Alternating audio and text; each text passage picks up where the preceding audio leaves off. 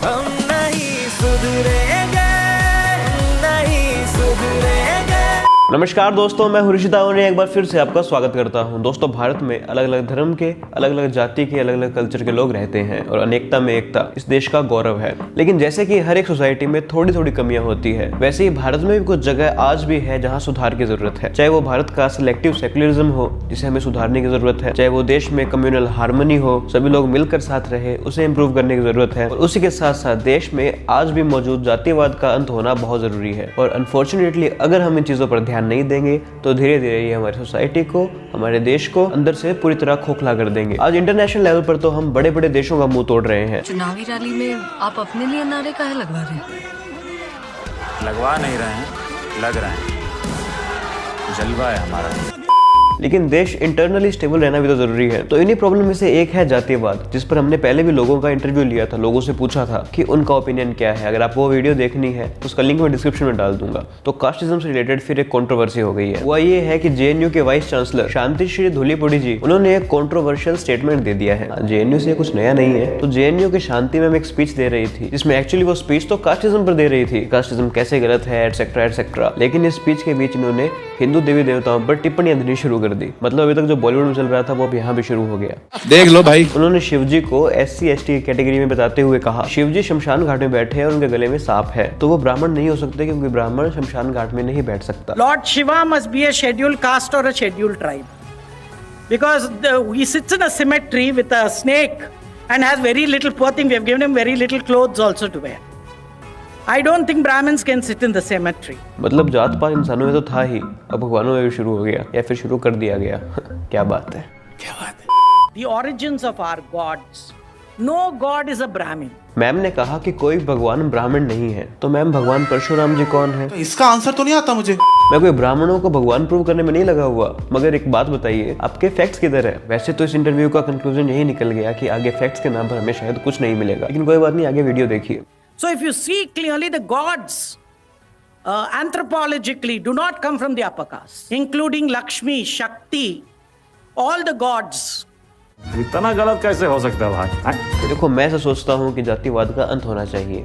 जात पात के चक्कर से निकलकर हमें उसके परे सोचना चाहिए। लेकिन मैम, अगर आप पूरी स्पीच ही कास्टिज्म पर दे रही है, जात पात पर दे रही है, मैम कम से कम अपने फैक्ट्स तो क्लियर रखते हैं। अगर बात करें माँ शक्ति की, तो माता सती के रूप में वो प्रजापति दक्ष की पुत्री थी, जो उस समय समस्त जगत के प्रजापति थे और ब्रह्मा जी के पुत्र होने की वजह से ब्राह्मण थे ही। और अगर कहे तो वो ब्राह्मण के शुरुआत के टाइम से है। तो मैडम, इस हिसाब से आपका माता शक्ति वाला कंक्लूजन तो एकदम गलत है। दूसरी बात, अगर माता पार्वती की देखें तो वो हिमावत की पुत्री थी और वो भी ब्रह्मा जी के पुत्र थे, यानी वो भी ब्राह्मण थे। तो क्या माँ पार्वती के लिए भी उनके फैक्ट्स गलत है? जी हाँ, गलत है। अब माता लक्ष्मी जी के बारे में बात कर लेते हैं। माता लक्ष्मी ऋषि भृगु की पुत्री थी, जो कि खुद ब्राह्मण थे। तो मैम, आपके तो सारी फैक्ट्स गलत है। एक डिस्क्लेमर मैं पहले देना चाहूंगा यहाँ पर कि मैं यहाँ बिल्कुल भी ब्राह्मणों के महानता का झंडा नहीं गाड़ना चाहता कि देखो सभी ब्राह्मण भगवान होते हैं। मैम के फैक्ट्स यहाँ गलत है, मैं ये बताना चाहता हूँ। और अगर आपको ये पूरा जानना है तो मेरी ये वीडियो जरूर देखिए आप, इसका लिंक भी मैं डिस्क्रिप्शन में डाल दूंगा। तो जेएनयू के वाइस चांसलर के इस बयान के बाद काफी लोगों के रिलीजियस सेंटिमेंट हर्ट हुए हैं कि हमारे देवी देवताओं को आखिर जात पात में क्यों घुसाया है। और उनका सवाल एकदम सही है।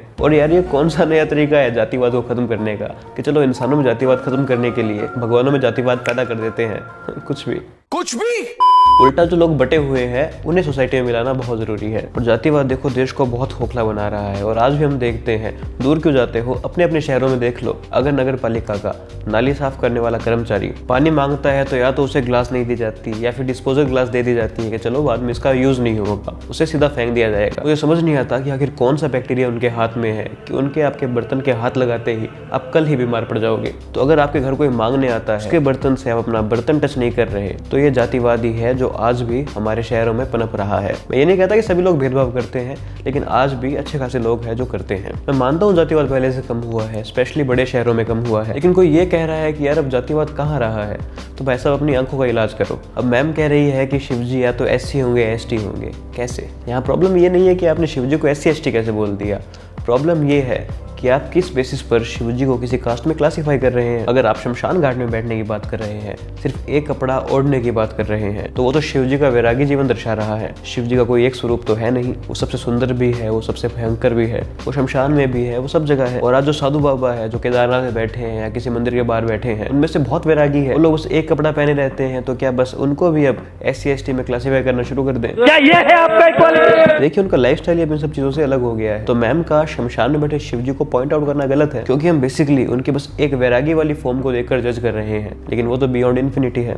तो मैम का इंटेंशन मैं मानता हूँ किसी को हर्ट करना नहीं होगा, उल्टा ये स्पीच भी जातिवाद के खिलाफ ही थी। लेकिन अगर आप स्पीच जातिवाद के खिलाफ दे रहे हो तो उसमें हिंदू देवी देवताओं को घुसाने का कोई तुक नहीं बैठता, और वो भी गलत फैक्ट्स के साथ। हाँ, इंटेंशन नहीं खराब होंगे। देखो, किसी को किसी से नफरत नहीं है, ये तो बस वोकिज्म है जो लोगों को बार बार डुबाता है। और भगवानों को जाति में क्लासिफाई पहली बार नहीं किया गया है। यूपी के CM योगी आदित्यनाथ जी के हनुमान जी को दलित कहने पर भी आउटरीच हुआ था। बजरंगबली हमारी भारतीय परंपरा में एक ऐसे लोक देवता है जो स्वयं वनवासी हैं, गिरवासी हैं, दलित हैं, वंचित हैं, सबको लेकर के सभी पूरे भारतीय समुदाय को उत्तर से लेकर दक्षिण तक, पूरब से पश्चिम तक सबको जोड़ने का कार्य बजरंगबली करते हैं, और इसलिए बजरंगबली का संकल्प होना चाहिए। उसके बाद उन्होंने क्लियर किया कि जी, मैंने हनुमान जी को आदिवासी, दलित सभी समाज का बताया था। शिवपाल यादव की पार्टी ने वाराणसी में हनुमान जी को दलित जाति प्रमाण पत्र जारी करने का आवेदन दिया था। अब हनुमान जी को जाति से क्या लेना देना? ये सब क्या देखना पड़ रहा है? ब्रिज किशोर जी ने हनुमान जी को बिंद जाति का बताया। यूपी के बीजेपी के मंत्री लक्ष्मी नारायण ने ये कह दिया कि हनुमान जी तो जाट थे, क्योंकि दूसरों के काम में टांग अड़ाना जाटों का काम है। बोलो, कितनी सेंसलेस बात है ये। रमाशंकर विद्यार्थी जो कि सपा नेता है, उन्होंने हनुमान जी को गौड़ जाति का बताया। बीजेपी के MLC रहे तुगल नवाब ने हनुमान जी को मुस्लिम बताया था। धर्म में बांटने की हम आपको बता दें कि हनुमान जी जो थे वो पूरे विश्व के थे, हर धर्म के थे, हर मजहब के थे, हर मिल्लत के थे, और हर धर्म को प्यारे थे। और जहाँ तक हमारा मानना है, हनुमान जी जो थे वो मुसलमान थे।